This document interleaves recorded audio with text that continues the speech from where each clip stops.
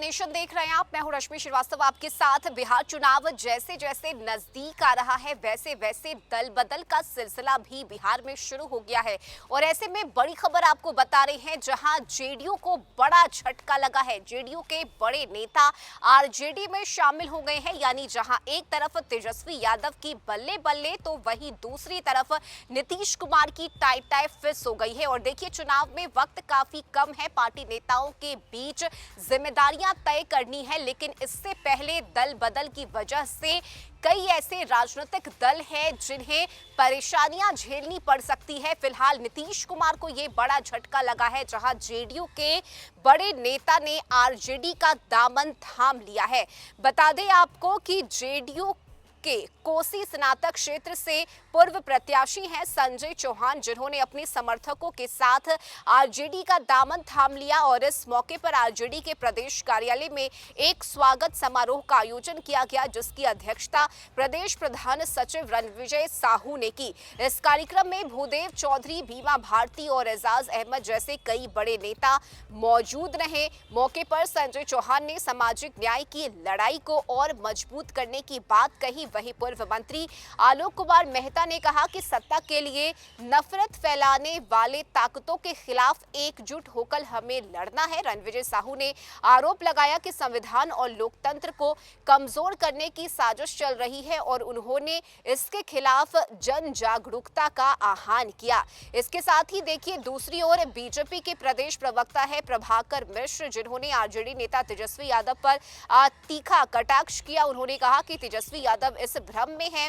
कि हरा कपड़ा पहनने से सावन और काला साफा बांधने से रात आ जाती है। उन्होंने तेजस्वी और उनके राजनीतिक गुरु के हो हल्ला करने को सरकार की नीतियों पर असरहीन बताया।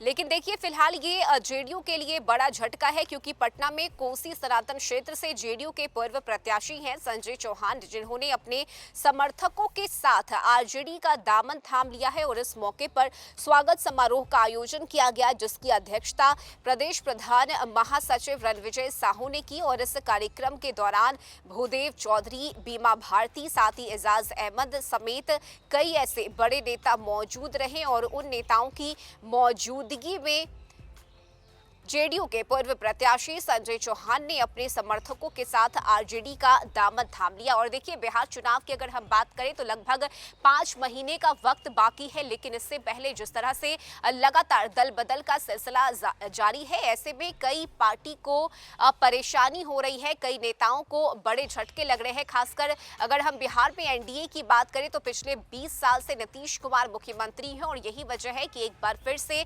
रिपीट किए जाने की जो बात है वो जेडीयू नेताओं की तरफ से कही जा रही है। उनका साफ तौर से कहना है कि जनता के बीच मुख्यमंत्री के प्रति जो उनका भरोसा है वो जगह है और यही वजह है कि 2025 में एक बार फिर से नीतीश कुमार ही मुख्यमंत्री बनेंगे। हालांकि दूसरी तरफ महागठबंधन की तरफ से भी तमाम ताकत झोंकी जा रही है ताकि चुनाव में जीत हासिल किया जा सके। और यही वजह है कि एक तरफ जहां चुनाव को लेकर रणनीतियां बनाई जा रही है, तो वहीं दूसरी तरफ पार्टी के कई ऐसे बड़े नेता हैं जो दल बदल कर रहे हैं, यानी कि दूसरे दल में शामिल हो रहे हैं। हालांकि इसके पीछे की वजह क्या है ये फिलहाल स्पष्ट नहीं है, लेकिन अगर हम देखें तो देखिए, जिस तरह से टिकट को लेकर दावेदारी की जाती है पार्टी नेताओं की तरफ से, ये एक बड़ी वजह हो सकती है। और देखिए, यही वजह है कि पटना कोसी सनातन क्षेत्र से जेडीयू के पूर्व प्रत्याशी रहे संजय चौहान ने अपने समर्थकों के साथ आरजेडी का दामन थाम लिया और ऐसे में आरजेडी को मजबूती मिली है संजय चौहान के जाने से। खासकर